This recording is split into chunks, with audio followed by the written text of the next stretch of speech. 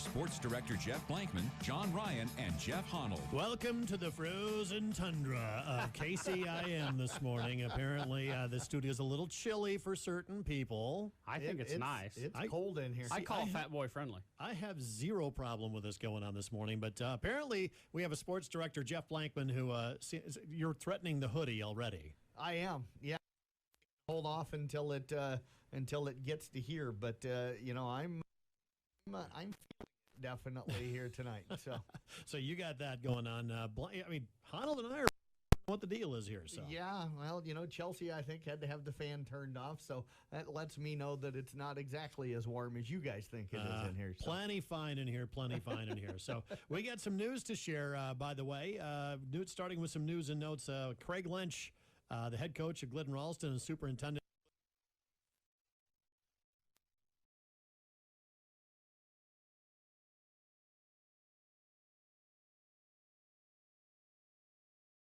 He asked me to kind of keep it quiet for a little while, so we haven't said anything. I'm sure that people over in Glidden, since he has talked to the team, probably are aware of it. But Craig has had a tremendous amount of success over there at Glidden Ralston, one of the really good guys in the business, and it's been a lot of fun working with him, and we will get to work with him for the rest of the season, and hopefully after the season's over, we maybe can get him to join us here on We Rewind and talk about his career. But yeah, it's officially on the agenda for tonight for the school board, so it'll become official tonight. But yeah, Craig Lynch going to be stepping away as the head coach for the Glidden Ralston Wildcats. As much as he hates even doing the Friday night thing, you really think you're going to get him to come in here? Well, I don't know if we can get him to come in, but might be able to get him to join us over the phone. I love talking to him, but he hates that interview. Yeah. He's going to he's gotten better. Good. He's good. He's really good with him. Yeah. He's still going to continue on as superintendent. Yes, correct? He is. Yes. Just stepping away as football coach. I think with all the administration stuff that he has to do, it's just gotten to be too much. And I know that there's been discussions of if he can find the right guy for the last several years, that he knows it was getting to be that time. So sounds like maybe they found that right guy. He's had such consistent staff over the years, too, on that football staff. Yep. You knew exactly what you were going to get. Glidden Ralston ran a program when Craig was there that just year in, year out, they were just going to pound you into submission. Yeah, absolutely. And maybe the reason why he's thinking of stepping away is now they're still wanting to run the football, but they spread you out now, and they throw the football all over the place. You got Cole Corson calling plays over there, and as Craig said after week one, we've got these 3 to 4 hour football games because they're not running it so much. Well, and the other thing you look at, too, is they are a young ball club. And my guess is he doesn't want to walk out with the cupboard empty. Right. I think they're built for the future here in the next few years. So, probably another step away. Just let somebody else come in and at least have a program that's running really well. It's one of those programs too. If you don't have the horses to run that kind of style of offense, like the triple option kind of offense that he'd like to run, if you just don't have that, you got to switch styles, and that's what's precipitated this. And Cole Corson does a terrific job. That guy's got a mind on him about. I mean, he's a creative guy on offense. Yeah, and the mind never stops. I think that's his problem. While he's sleeping, it's still going. See, you said that with a smirk on your face. But because I know he doesn't sleep. Coach Lynch said that this style, though, that they're playing right now fits the talent that they have better than probably anything else that they could potentially be running. But yeah, it's going to be different. I've been here 16 years, and every fall I call Craig Lynch and we talk Glidden Ralston football every week. So it's going to be odd for me next week to not be doing that. I always thought it was the Clint Eastwood interview. Make my day. I always wanted him to say that. He never would. Maybe we can get him to do it after the season when we get him on. So we hope. Wish him the best of luck. But boy, you tell you what, you talk about commitment to a program. He could have given this up a long time ago when he moved up into being the principal and then the superintendent, but he wanted to stick with it. Right, absolutely, and he's done an amazing job over there. Absolutely. Going to miss him once again, Craig Lynch. Hopefully we'll get him in later on. Hopefully you'll have to do your best salesman job to get him over here. I know. He's over at Peyton Sheridan on Tuesday mornings. I just talked to him here probably 15, 20 minutes ago, so I doubt we'll get him all the way over here, but we probably can get him on the phone for I don't think he's ever stepped foot in the studios here. Craig, it's only 7 miles down the road from Glidden. Come on. You can spare the 10 minutes to drive over here. And he actually used to coach in Carroll, too. Yeah. I remember that when I first started here. He was at Carroll. He had just moved over to Glidden, his alma mater. Absolutely. I was so the freshman coach here in town, if I remember correct. Yeah. So that's, again, a long, storied career for a great coach around the area. Absolutely. We've seen a lot of them come and go. Some of the long-time coaches, starting to retire and stuff, and already have in the last few years. But Craig Lynch, certainly one of those well-respected coaches out there. Speaking of maybe not so well-respected, we turn over to volleyball, and I understand, Jeff Blankman, you were hanging out with all your friends in the corner of the gym the other night. Honnold shows me a picture of you sitting all by yourself, way up in the corner of the gym. Nobody wants to talk to you. Nobody wants to see you. Well, he forgot to shower, so that's part of it. I'm okay with that. Even his mom wouldn't call him. That's how bad it was. Absolutely. Yeah, no, it was completely barren. There was like 2 sections completely of empty bleachers before you got to anybody. Part of it was Honnold was in the opposite corner. That was as far away from him as I could get. I would agree. Without having to be around him. So it was also redneck night for the student section. Yeah. So if you go out to, I think, Jeff, you're going to share it on KCIM and KKRL, the website. It's out on Roselle Mutual right now, but it was redneck / Daisy Duke. It's somewhat drag maybe. Those boys were a little bit rough. It was hard to look through, but they had a lot of fun. I'm shocked the moms let the boys walk out of the house like that. There was a lot of concern in the stands while I was sitting around talking to some parents. Hey, that's the way it was worn in the 80s, man. The interesting thing though was football coach Chris Moore did come up and talk to me for a little while last night. Honnold didn't get a picture of that, of course. But, no, I didn't see him. But he said, he goes, I was surprised they did this day. He goes, that's kind of normal attire for the guys during the week. You got to go out and take a look at it. It is worth it. And I'm going to add more pictures. I realized that only 11 went on there of the 40. So I know I got one of Cale Peavesdorf up close, and it's rough. He looks a lot like he's dead, and I feel sorry for the poor kid. I did ask the guys afterwards that next time that's going to be their night to warn me ahead of time so I don't come down. So maybe you can go somewhere else. Daisy Dukes and cowboy boots on guys is not a good look. No. Not a good look.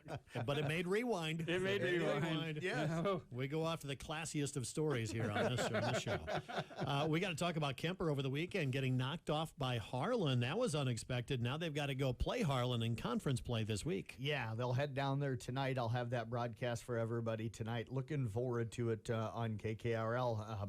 You've got head coach Keith Stickrod and son-in-law, Will Bauman, the head coach down at Harlan. So I think the rivalry's always been there, but it's a little different now than what it was. But you could tell Harlan wanted that one on Saturday. It was the final match for both of them of the day. Kemper had been sitting undefeated on the day. Harlan had a couple of losses. They were playing for second place if they could win that one. They really went out and passed the ball and served the ball extremely well. And Kemper, which had been a little up and down all day. The good thing for them, their down was, just enough to squeeze by an ESAC, just enough to squeeze by a South Central Calhoun, but it wasn't enough. They got it big in the second game. Couldn't hold on, 19-14, going to just 21 in that second game and got tied up at 20 apiece. And then Harlan made some plays down the stretch to be able to pull that one out. So I think you'll see a different Kemper team show up for that one on the road tonight. I think that might have been maybe a wake-up call for them about the consistency that they'll need to play with if they want to get back on the pedestal where they were last year. Well, knowing Keith, if they don't get consistent, there'll be other players out there. Yep. I mean, he's not afraid to pull the string, and you can see it. I mean, they're good enough to beat a Red Oak team, which I watched was really good, really quick, really good passing. I think you're going to see him demand consistency, and if he doesn't get it, he'll start making changes in a hurry. Yeah, and that's the way they've been, it sounded like, all summer long. They'd go out and they would knock off Ankeny Centennial, which is one of the elite 5A schools in the state, and then turn around in the same tournament and get beat by somebody or, have a close match with somebody that they probably shouldn't. So I think they sometimes play to the level of the competition that they feel like they're facing.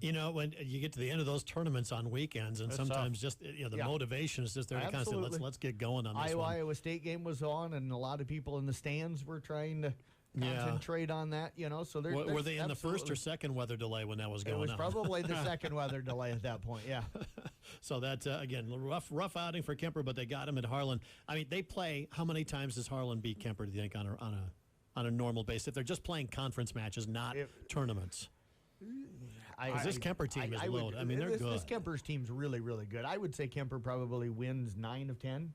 Should win 9 of 10, yeah. Should win 9 of 10. And that's not to take anything away from Harlan. No. They've got a pretty good program there and a pretty good team this year. But This Kemper team's got a chance to be a lead again this year.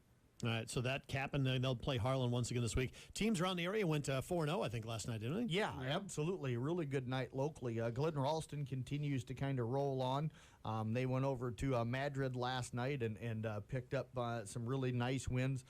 Knocked off Madrid, Collins, Maxwell, and Baxter. Both Collins, Maxwell, and Baxter were three setters, and then they ended up sweeping Madrid. Had some illnesses and some kids not feeling very good going over there. They kind of had to battle through that, but they're sitting at 7-1 now on the season. For Coon Rapids Bayard, moved to 11-1 on the year last night. Struggled at times, Jeff. I thought they didn't look quite as crisp as what they did when I saw them earlier this year against HST Avoca Walnut, but a good serving team that has the potential to be pretty darn good. It looked to me like they came out relaxed and maybe too relaxed. Yeah. They've seen Elkhorn Kimballton already this year. Didn't really come out focused. Struggled. Would get up. Would relax and make some really silly errors. And I think that's concerning if you're a coach that you had those errors. But they really were never in jeopardy. A little bit at the very beginning of the first game, but for the most part, they handled it. Just weren't quite as sharp as what they have been during the year, but it's one game aberration, I think. Yeah, and Arweva last night went on the road, picked up a nice non-conference win over Maple Valley Antonoto Charter. That's a good win. Had to go to 5 to do it, dominated the first game, then dropped games 2 and 4, picked up an 18-16 win in that fifth set last night. The big thing for them is after going 0-4 up at the Ridgeview tournament to start the season, and that Ridgeview tournament's really strong. They've got everybody back. They were missing some kids that week. They've went on now to win 3 straight, 2 of those in conference, so it sets up a huge matchup tonight. They're at Glidden Ralston tonight, so you got 2 undefeated teams in the conference going to be squaring off with each other tonight over in Glidden, so that one should be a fun one. I know Jeff Storyhan planning on zipping over there tonight to be able to get some photographs of that one. I would say some of those photos have been fantastic. Yes. Of shots. You saw one, you were showing me one this morning, Jeff, where a player, I can't remember what team, I think Glidden Ralston, was, got a kick of the volleyball to save it. I mean, ball perfectly right there on her toe. It was a perfect capture. Yeah, I don't know how he did it. Mm-hmm. I was actually filming at that point and got just a great shot. It's a great angle, and my wife's got a great camera, so I just point and just let it click, click, click, click, click, and a little bit of edit here and there, and it's a beautiful shot. Mm-hmm. Yeah, I'll have to definitely check that one out because that play stood out when you saw it. And then the other team last night, Peyton Jourdan, they pick up their second win of the season, got Danielle Hoyle going last night. She had a 500 kill efficiency last night, so she went up and swung really, really well. And this is a team, as I said last week, when they serve well, they're pretty tough. And last night they served well in that 3-0 victory over Orient Mexburg. Yeah, so 4-0 night for our area teams last night in volleyball. Big schedule coming up tonight. Carroll at ADM. Nick Brinks will call that one on Kick 106.7. And Kemper at Harlan. Jeff, you're going to be on hand for that one. The rematch tonight. You bet. 7 o'clock on 93.7 KKRL. More on KCIM Sports Rewind. We'll talk a little high school football coming up next. As the athletes at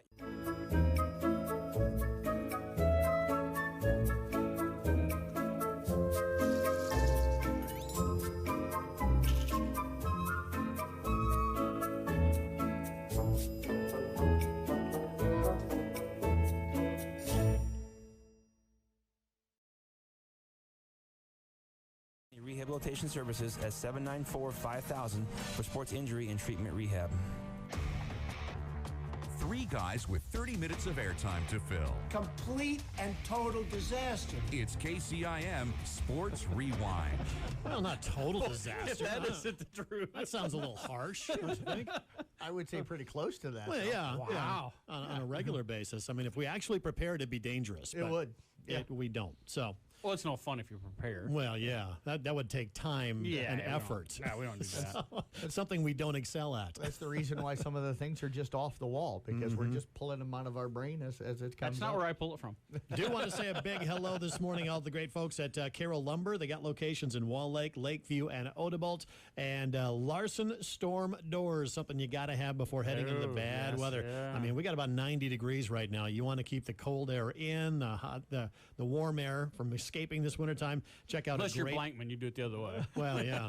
He wears a hoodie indoors no matter what. So storm doors are lost on him. It'll work. Rebates are available right now on Larson brand storm doors. They are the best in the business. They've got windows, they've got porch windows, they've got storm doors. That rebate is good through October the 13th. So if you really want to get your home ready for bad weather, quality Larson brand home products available at Carroll Lumber. You can talk to Mike and Allie here, Bill and Craig up in Wall Lake, Chris up in Lakeview, and Mike and Odebolt. They'll get you set up, get your home ready to go for the cold winter months ahead. So, and John, you and I were just talking yesterday with the football season now 5 weeks into the 10-week season. Before it's over, it's generally fairly cool. And starting to get cold. So realistically, folks, we're 5-6 weeks away from having that weather. You're going to want those doors. Yeah, you should be the weatherman for last Saturday at Ames, talking about some of the unexpected weather going on there. But, it's going to be – I've been to some playoff games, opening round playoff games, where it has been nasty cold. Snow. I remember one where Carroll played up in Mason City. I called back to Carroll's. I was driving through to go deer hunting, and it was snow and slush. I said, bring your rain gear. Yeah, exactly. Let's talk high school football over the weekend. Carroll High and Kemper both fall. Carroll High had some success down in Harlan, just didn't win the field position battle early and just fell down early. Yeah, Harlan's opening position, possessions in that first half. Every single time they had the ball, they started in Carroll territory, and they were able to take advantage of that. They started at their own 19 on their first drive and marched down the field. Then it was at the Carroll 43, the Carroll 42, and the Carroll 39. They get up 21-0. Yeah, that's putting your defense in a real bad spot. Midway through the second quarter, Carroll not able to get the run game going. Came out second half after making a nice drive to make it 21-7 going into the halftime, and got the run game going a little bit more. Outscored them 14-13 in the second half. But when you're down 21-0 at one point to Harlan, especially on the road, it's really tough to be able to come back and get a win there as they fall 34-21. I always remember talking to Denny McCartan about, we always talk about, the coaches made a great adjustments and all this stuff. Right. And Denny says, nah, a lot of times you look at the players and go, play harder. Right. Do the things we're coaching you to do. Right. And you'll find success. And that's kind of what happened. They turned it around. It wasn't quite enough in the end as the Tigers fall 34-21. A disappointing loss. Yeah, tell you what, they did find Luke Woosley, though. He's had a really nice year catching the ball, but I think they found that he might be a pretty good guy to have running the ball on those jet sweeps. And I heard you on your pregame show talking with Coach, and you were talking about maybe moving some defenses around. And when I talked to Coach McCartney, he said, well, it looked good on paper, but that didn't work out very well. So they do make adjustments game time. Yeah, Luke Woosley, 8 receptions, 87 yards and a touchdown, 6 carries, 49 yards. So 8+ yards per carry and over 10 yards reception. Right. So and just good runner. stuff. Tough runner. Absolutely. Kemper just fell victim to turnovers. Just too many of them to fall. And if you play a team like Glenwood, they're gonna turn those into points easily. We had 4 last week against South Central Calhoun, 4 this week against the Glenwood. You can't do that against good football teams. One of them was inside the 5-yard line. And the bad thing for them is it bounced right up to Glenwood. They returned it 60 to 70 yards into Kemper territory, and then were able to score off of that. So those kind of things, those kind of bounces have not gone Kemper's way the last couple of weeks, but they need to get the ship righted this week against Denison. Tom Brink's got some really nice pictures of that one. It's posted out there in Roselle Mutual. By the way, how good is Glenwood? Really good. Really good. Yeah. They're definitely a top 10, probably top 5 type of team. The interesting thing in talking with Coach Klein on Saturday morning was this game could have been a 20-13 game at halftime, and instead it was 27-6. Yeah, that's just, once again, turnovers dooming Kemper in that one. Yep. South Central Calhoun all over IKM Manning, 31-0. Titans just continue to prove week in and week out that they are for real. Yeah, dominated the early part of the game, got up 21-0 in the first quarter. IKM Manning did a really good job of making some adjustments in the second half. The defense played much better, kind of contained South Central Calhoun a little bit, started to win the battle up front. Which is something that they've struggled with a little bit this year. They're just a little bit undersized and held the Titans to just a field goal in the second half. Everybody talks about South Central's offense, and we know, but go look at that defense. They have not really given good. up any points. Yep. I mean, they're down at single digits, I think, maybe Yeah. just into the teens is all they've given up all year. Yeah. 5 weeks into this thing. So, I mean, that is one heck of a defense. Yeah, and they're fast and they're physical on defense, and they create a lot of turnovers. And that was exactly the way you would always normally describe an IKM Manning team, but they just don't quite have the size that they used to have. on that absolutely. team. So. Yeah, they're up front. They're just not as physical as far as size-wise as what they've been in the past. Nice win by Esac County over Ridgeview, 35-8. Good balanced game once again, but it was the second half where Esac County kind of took over. Talked to Eric McCullough on the New Way Forward football scoreboard show. He talked about the defense started it, but it was a pretty balanced win for the Raiders. Our defense got us on the board first. We just played well. They kicked off to us, and we struggled a little bit. They definitely came out with a pretty tough scheme right away, and we're blitzing. We just had to get some communication stuff together. But we punted, and our defense played well and got them pinned deep. I think Austin Corbin made a hit on the running back, quarterback exchange, and Josh Warnemont was able to recover it for us to get that first score, and you could just see the fire in the kids a little bit. Defense, we played well. According to unofficial our stats, we held them under around about 75 total yards, and we played our JV about the last 4 or 5 minutes. And they got a couple big runs on us, but for the most part, our kids did well on defense. Offense, we did some good things. We took some chances. We threw the ball. We spread the ball around quite a bit. We rushed for 217 yards, and Ty Schmidt threw for 141 yards. So it was a nice mixture, a nice balance there for us. But like I said, it was just a complete game for all of our kids. So a nice win for Esac County, once again, 35-8 over Ridgeview. That was a much-needed win for a Raider ball club that, again, we're struggling and playing tough schedule so far. And during the interview, you could hear the relief and you could hear the fun that Coach McCullough was finally having. He's had a tough year so far with injuries and the players just things not going their way, but a good win for them. And they've got a chance to be going 2-2 going into districts. They head down to ICAM Manning. We'll have that game for everybody on KKRL. That's really a matchup, really, in a way, of ICAM Manning looking for their first win. ESAC looking to get to 500. Both teams really need this win heading into district play, so it should be a fun one. Another huge win for Coon Rapids Baird, taking on a very good Woodbine ball club. 62-49 the final here. Yeah, Jeffrey Eagle rushing for over 300 yards in the game. Just a dominant kid. They ran for 474 yards as a team. This game not even as close as the final score indicates. No.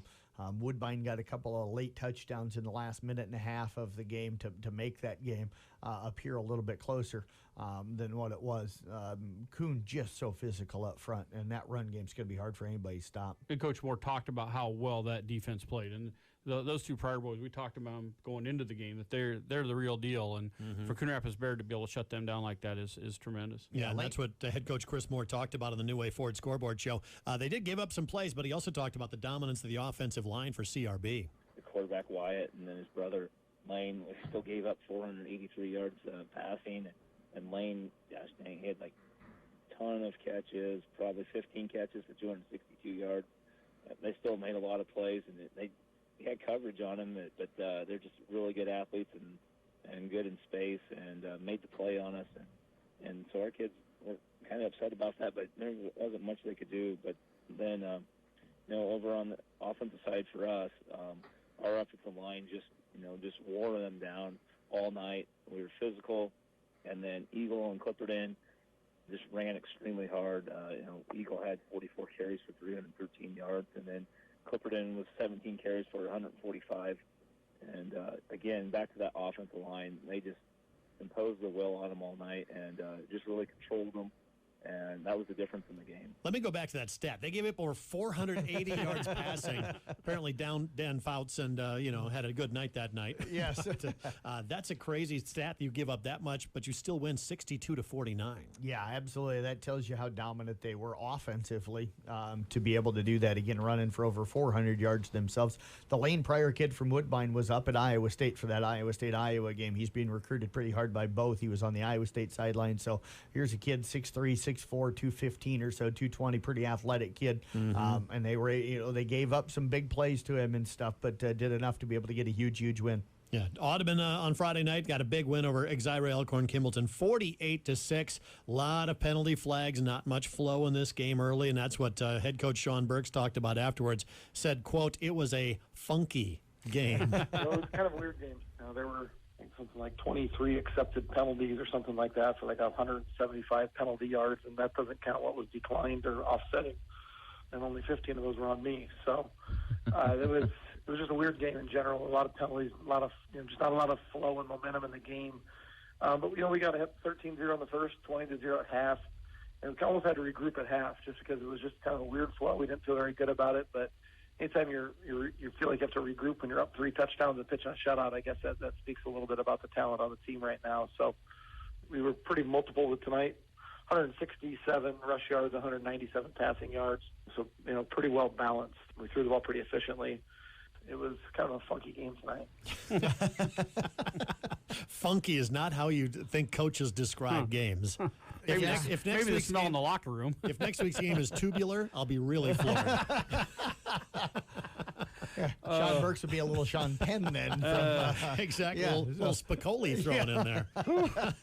Also, rounding out the schedule, tough nights last Friday night for Glidden Ralston and Arweva. Yeah, Glidden Ralston just out physical in that game. Able to move the football early on. Turnovers hurt them a little bit as they had some chances early on. But Coach Lynch was talking to me here earlier this morning and she said, we just didn't win the physical battle, and that's something he's kind of talked to his team about there. And then Arweva, Jeff, I know you talked with Coach Peterson. Yep. Just such a young team this year, and you got a bunch of sophomores and stuff going up against juniors and seniors, and it's a growing season for Arweva. And what you don't think about is they don't have a JV team, so those freshmen and sophomores didn't get playing time unless they got on the varsity, and they had such a deep varsity.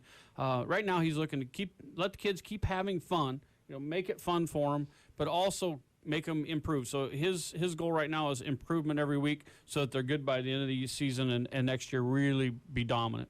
Tell you what, it'll be interesting to see what happens with Glidden Ralston the rest of the year now that Craig Lynch has announced he won't be back next year, what that dynamic has with the team. I agree. Absolutely, yeah. And it'll start this week. They've got Exire Elkhorn Kimballton, one of the elite rivalries really in our area over the last 10, 15 years. We're going to talk about rankings coming up next here on KCIM Sports Rewind. As the athletes at your house prepare for hard work and fun.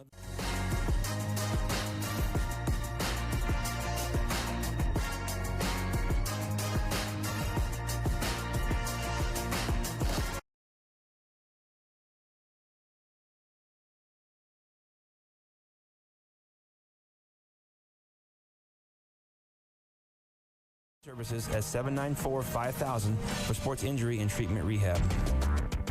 All right, we got our stretching out of the way here in that commercial break. I'm sure if anybody was watching online.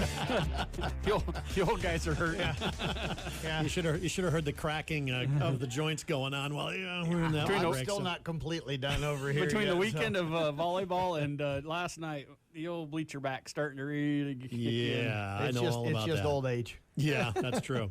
Let's talk rankings. Some teams jumping up in the rankings this week. Yeah, I tell you what, we'll start off with South Central Calhoun. They stay at number 6 this week in Class 1A. They look really, really good. Part of the problem is sort of the 5 teams that are in front of them. I was going to say, that's a pretty fair ranking, I think, for them because there's so many good teams in that district. You bet. Westhu, Hawarden, Dike, New Hartford, Van Meter, West Branch, and West Lyon all remaining ahead of them. Now, the top 6 or top 7 technically, with Trainer sitting at number 7 again this week, not changing at all. It wouldn't shock you to see it not change all year. Yeah. Absolutely. I could see those teams all, except for when they have to play each other, and stuff. Things might move around a little bit there. The one that I found a little bit interesting, that Coon Rapids Bayard win over Woodbine, really caught the attention of voters. They jumped up 2 spots to number 6 this week. The interesting thing is that Audubon slipped 2 spots, even dominating Exire Elkhorn Kimballton the way they did.